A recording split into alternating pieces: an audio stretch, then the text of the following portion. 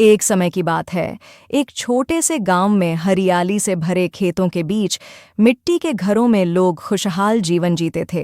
उसी गांव में मोहन नाम का एक गरीब किसान रहता था। वह दिन रात खेतों में मेहनत करता, फिर भी पेट भर खाना भी मुश्किल से जुटा पाता।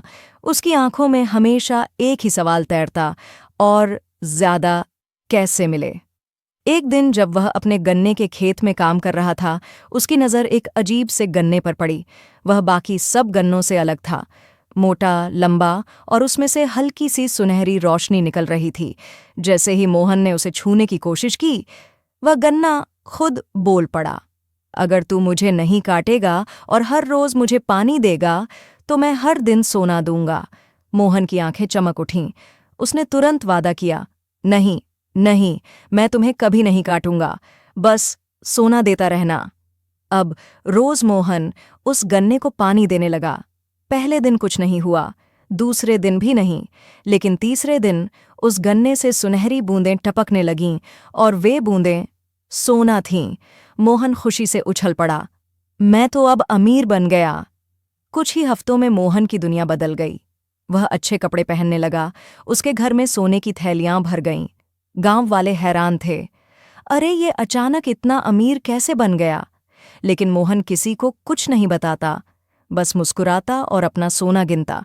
धीरे धीरे उसके दिल में लालच बढ़ने लगा। अगर ये गन्ना रोज सोना देता है, तो अगर मैं इसे काट दूं तो पूरा गन्ना ही सोने का हो सकता है।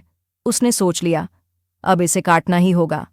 एक शाम वह चुपचाप खेत में गया, हाथ में दरांती, और गन्ने की ओर बढ़ा। आज तुझे काटूंगा और सारा सोना मेरा होगा। जैसे ही उसने गन्ना काटा, अचानक काले धुएं का गुब्बार उठा, आसमान में बिजली चमकी और सारा खेत सूखने लगा। मोहन घबरा गया। उसका पूरा खेत बर्बाद हो चुका था। जादुई गन्ना भी टूटकर जमीन पर गिर चुका था। सोने की बूंदें अब कभी नहीं टपकेंगी। अब मोहन के पास न सोना था, न खेत, न खुशियां, बस पछतावा। वो अकेला बैठा आंसू बहा रहा था। तभी गांव वाले उसके पास आए। एक बुजुर्ग ने प्यार से कहा, बेटा, संतोष में सुख है, लालच का अंजाम हमेशा बुरा होता है। मोहन ने सिर झुका लिया। अब वो समझ चुका था, जो मिला है उसमें खुश रहना ही असली सुख है। सीख, हर कहानी में छुपी है एक प्यारी सीख। लालच का परिणाम हमेशा बुरा होता है। अगर मजा आया तो वीडियो को लाइक करो और फेरीलैंड कार्टून्स को सब्सक्राइब करना मत भूलना।